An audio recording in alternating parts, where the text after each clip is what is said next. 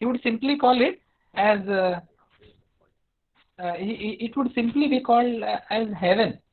Okay, because what exists in heaven, it's all eternal, it's all unchanging, all static. What is there? Perfect.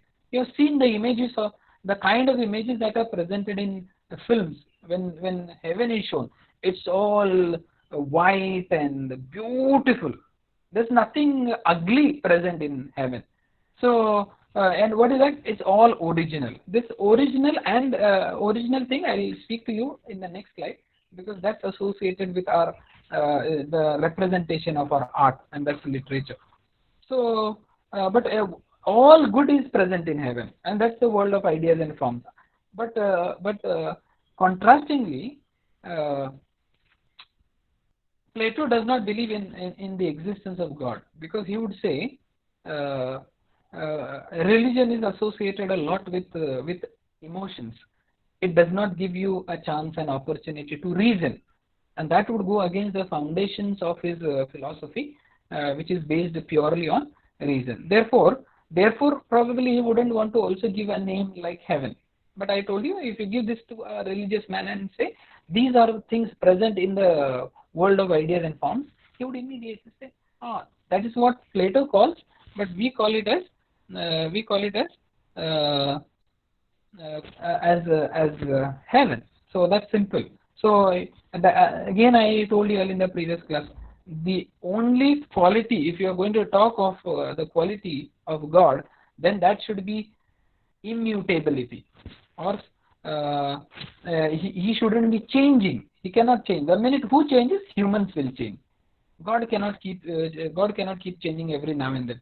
So if you I know Bible a little, therefore I would quote references from Bible. If or in Hindu uh, religion also, it is God got very angry and therefore he punished people. God cannot do that, because the minute you say God can get angry, that means you are saying that he is not static.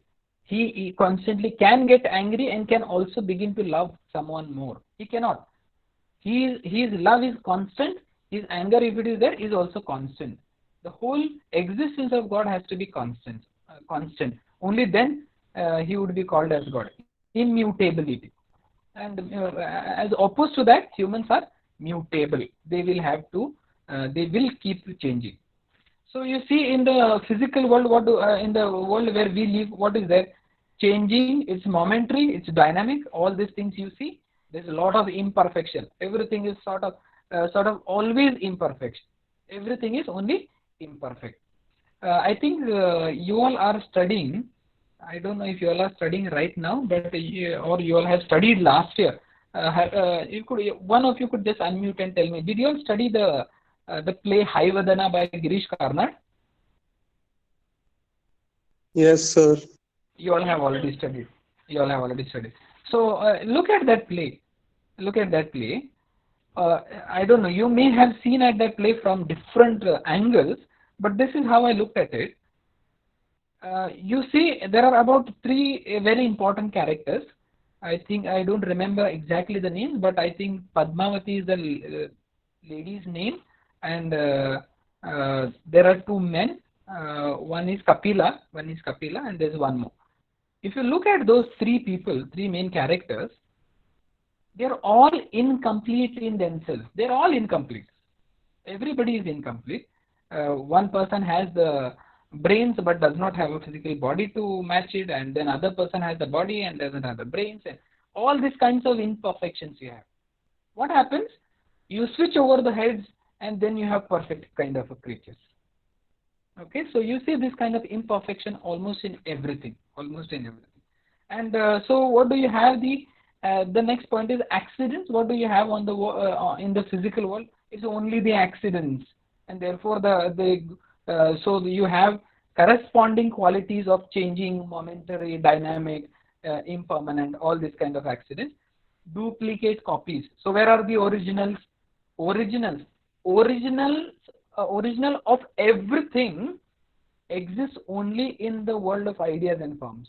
Okay, please understand this statement and remember, because as I go along in the next slide, you will have to remember that originals of everything There's no thing whose original exists in the world of humans, on the physical world, in the physical world. Everything, the originals of everything is only in the upper world there, duplicate copies. So now I'll just go a little ahead to the next slide. So literature which is produced in the human world is not original, but it is only a duplicate copy of the original literature which actually exists in the world of ideas and forms.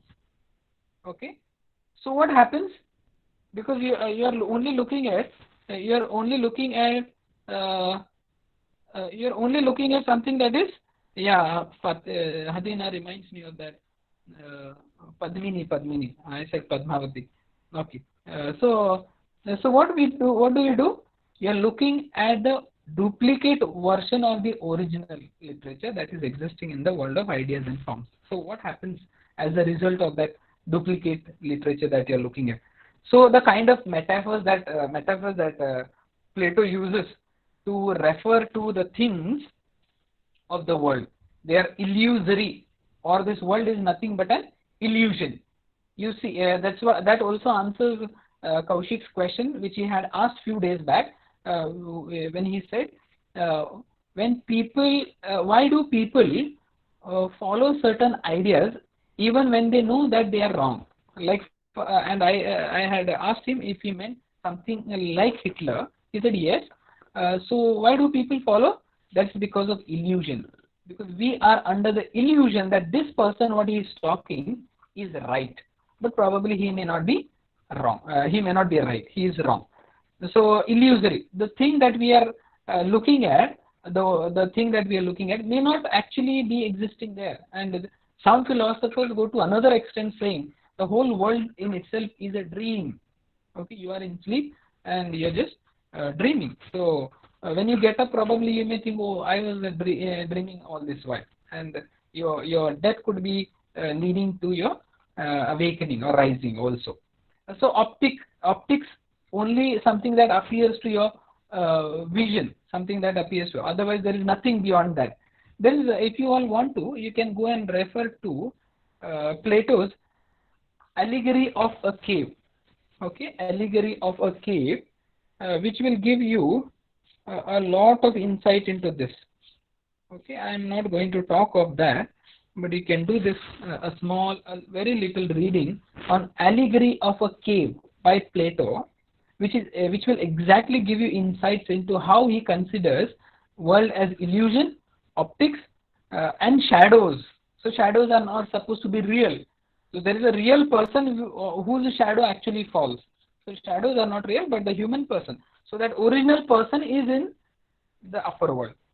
And mirrors. Again, mirror. What is the job of the mirror? Is to only reflect the original image. So these are the corresponding characteristics and the two worlds that he is talking of. I'm sure we are very familiar with the second part of the world, that's the physical world, but the world of ideas and forms are the top one, is the top one which he is talking of. Hope this is clear. If anybody has anything to ask, he may quickly ask me. Otherwise, we'll go on to the next slide. Okay. I assume nobody has anything. If anything, anytime you have, you may interrupt me. No questions. No problem as well. Now, that was a general kind of a idea of Plato with regard to how what he thinks of the world. Okay, what he thinks of the world and general things as well. For example, the table on which you have kept your device and are looking at it is a general thing, and it is only a duplicate copy of the original that is there in the world of ideas and forms, including the table, or for that matter your device as well, from which you are reading or listening to this particular lecture, is also duplicate. The original exists there in the world of ideas and forms. Now what happens? Somebody, or for that matter the person who produces a particular good, a product, he does only the duplicate copy of the original. That is the general thing that we're talking about. Now specifically, how does that impact literature, or how uh, do the ideas of Plato impact literature, affect the literature is what we are supposed to be looking at. However, he was a beginner in literary theory, but he was not very systematic. Okay, he was not very systematic, but he has some given us some ideas, very controversial kind of ideas, and yet very interesting also. So the first idea that he talks of is mimesis. Okay, now here comes the important point of the whole slide that we discussed, whole previous slide that we discussed. Okay, mimesis, and I think some of you at least would be familiar with this word mimesis and what it means. Now it simply means representation or imitation. Representation or imitation. It could also mean, if you're talking of mirror image, it could mean reflection. Okay, if you're talking in terms of mirror image, then it could also mean reflection. Okay, now how is it associated to poetry? Now he says, now when I speak of poetry, please don't be under the impression that I am talking of uh, poems. When I say poetry, he is not talking, Plato is not talking of poems alone, but literature in general.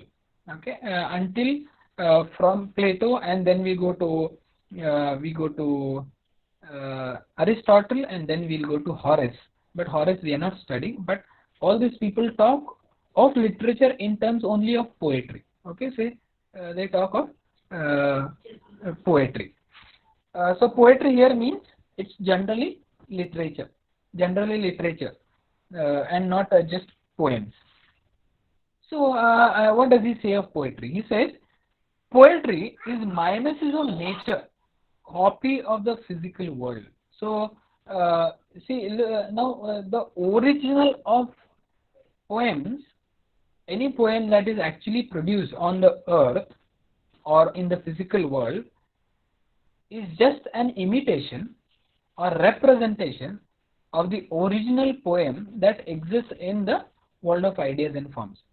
There are two questions that could be asked. One, who has created the originals? Okay, who has created the originals, or who has the possession of originals? Secondly, what is the role of the person who has actually produced poetry in the physical world? Anybody has answers to this particular question? First question is, who has the possession of the originals that we have talked of in the world of ideas and forms? What is the role of a writer who writes a particular poem in the physical world of ideas and forms? Anybody has the answer? If you could please respond. So, uh, can you hear? Sir, I think it is the original writer who is present in the world of ideas and forms that writes the poetry, and the guy in this physical world is a duplicate of the writer. Since Plato says that everything that's present in this world is a duplicate of the thing that is, you know, in the original world. So I think the people who produce those things in this world are the duplicate of those who are present originally.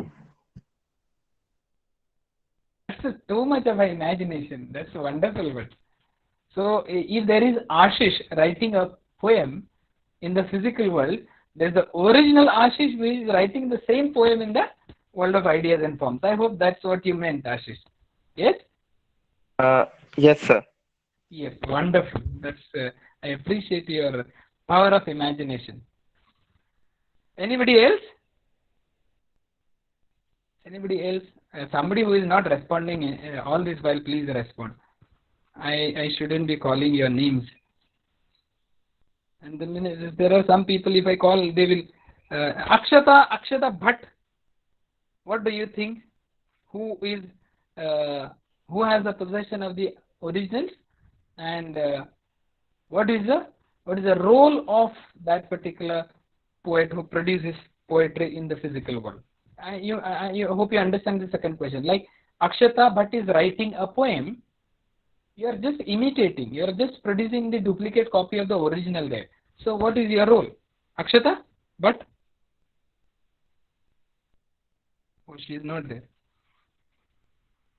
She is not there. She is not there. Dominic? Dominic is there? Ah, Akshata is there, but not responding. Please respond. Yes, sir. We'll Yes, sir. listen I'm to. there. No, let's listen to Akshata because she says I am there. Akshata, go on. Say, man. She's not saying. Okay, Dominic, continue.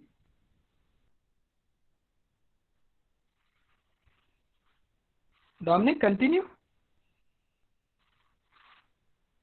Hello? Hello? Hello? Hello? Hello? Oh,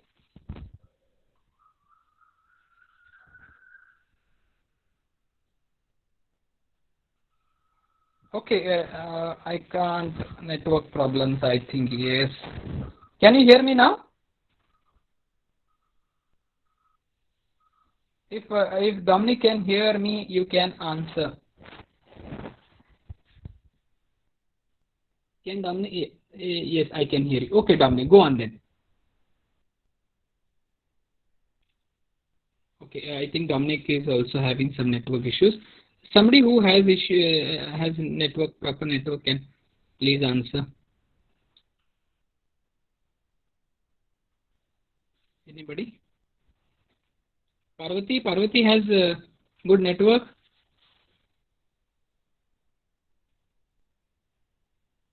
Parvati?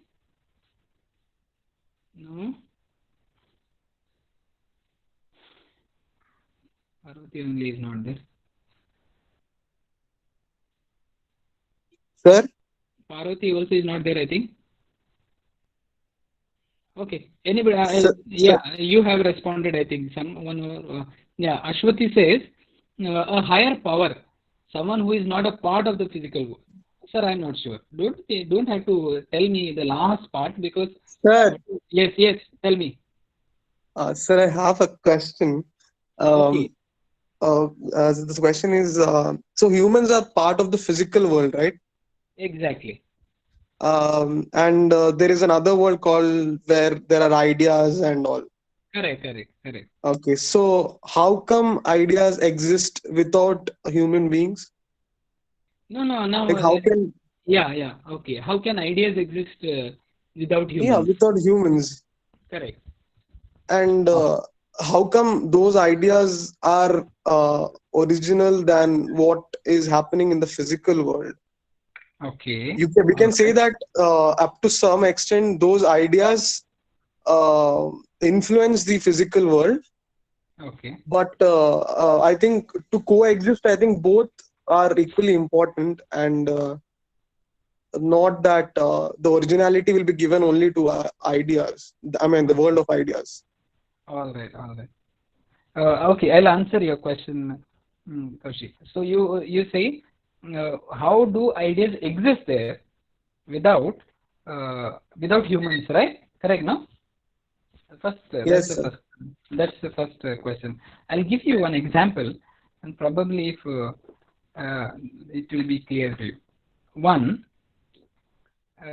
it's when we were studying Paradise Lost. Have you heard of this Paradise Lost? It's an epic written by Milton. Okay, John Milton. The title is Paradise Lost. Now, what is Paradise Lost? Paradise Lost is a simple description, uh, poetically put down by Milton, talking of talking of how man, man and woman, because Adam and Eve both were there, lost or were put out of that Garden of Eden by God. Okay. So God. So in simple, how would I describe that? It's a long, lengthy epic written by Milton. But if I had to simply put it, it would be like just like it is there in the Bible. God came and saw that Adam and Eve both had committed sin, and He said, "Get out," and both of them had to leave the garden. And you know the story, the question that when we were studying this particular epic was asked to us this: will God continue to be God without having subjects? Okay, without having humans to worship Him. Okay, or if He is a God, to whom is He God? Okay, let me keep thinking about this. The very concrete examples would be a teacher is teacher only when he or she has students in the classroom. If there are no students in the classroom, teacher ceases to be a teacher. Okay, so the question is, are people necessary only for somebody to be God? So if that is the case, Kaushik, where we talk of ideas existing without humans, and now if you ask me from the philosophical point of view of Plato, what are these ideas that he is talking of? He is probably talking of rationality. Okay, reason. Now, whose is not human reason that he is talking of, not yours and mine. Human he is talking of, or that he is talking of truth that he is talking of, the ultimate truth that he is talking of. Now, just now the example which I gave you, there we may say God is the ultimate truth, or He is the reason, and therefore, if you ask me, is His existence independent of humans? It has to be. It has to be independent of humans. If you say no, God will need human beings to survive, then He ceases to be God. I think that's the first part of your question. And the second, I think you were talking of how physical and the ideas in the world of forms are complementary to each other. Yeah. The whole, personally what I feel, the whole world of ideas and forms, or in other words, heaven, death, all these questions are so ambiguous, abstract, and unclear that we only sort of can. It's good for theoretical reasoning, but if we are looking for concrete kind of substance in all of them, I think it's difficult. Like when you talk of God, what is the your religious foundations are on something called faith. Beyond that, if you go on asking questions, and then you will become an atheist, because you will not find answers for most of your questions. They are a matter of your faith. Okay. Okay. So I had asked you. I hope I have answered your questions, Kaushik. Any more? If you have, you can ask. Okay. Yes, sir, you answered. Thank you. Okay. All right. So I had asked you two questions because I thought if those answers could come from you all, then most of what I was going to tell would be clear. So who has the possession of the original idea? Probability is one. You can't call him creature, but one entity which has everything in itself, independent and does not depend for its existence on anything else. Okay, it can be truth, that ultimate truth that you are seeking, humans are seeking, ultimate perfection that we are seeking, or in religious terms it could also be God. Okay. The second question that I had asked was, what is the role of the physical person who actually writes a poem, or what is the role of a carpenter who makes a chair or a table which is only a representational chair or a table, and the original of that chair or table is there already existing in the world of ideas or forms. What is the role? The role is, please understand, this is very important, he is simply an agent. Okay, he is simply an imitator. He is simply an agent. This particular point is very sharply contradicted or opposed by Aristotle. So for Plato, an artist, whether it is painter, whether it is a carpenter, whether it is a writer, they are all only imitators, or they are only agents. So therefore, I'm sure most of you can guess by now that the place they occupy in the society would be very low, because what great thing do they do? They just copy, they just imitate, they only produce substandard goods or substandard products which are already existing in the real world. So so poetry is also something like that. It's a copy of the physical world, okay, but the original of that particular poem that I was talking about is there already. Look at the next statement, that mutable copies of the timeless universals. So where are the timeless universals? There in the world, the other world, and here what we have is the mutable copies. Now poetry is a copy of the copy, and because of which it leads us away from truth. Therefore it is misleading. So he says poetry is copy of the copy. So there is one copy there, and therefore you have another copy produced here, and therefore it leads you away from truth. It leads you. It is misleading. It does not lead you to truth. It is misleading. Now let me again go a little further. I'll sort of prepone certain things. He says, because first thing is it is misleading because it's not original, it is a copy of the copy. First. Secondly, literature has the power to sort of influence people, influence readers. Literature has a lot of power to influence readers. That's what Plato thinks. Literature has the power to influence readers, and now that they have the power to influence readers and mislead, therefore literature is highly dangerous, highly dangerous.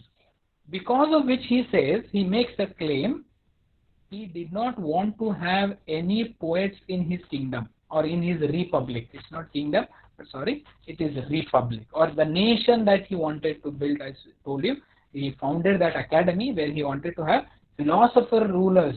He said, banish poets from the republic because they will mislead people. They will mislead people. Hope so far it is clear. Okay.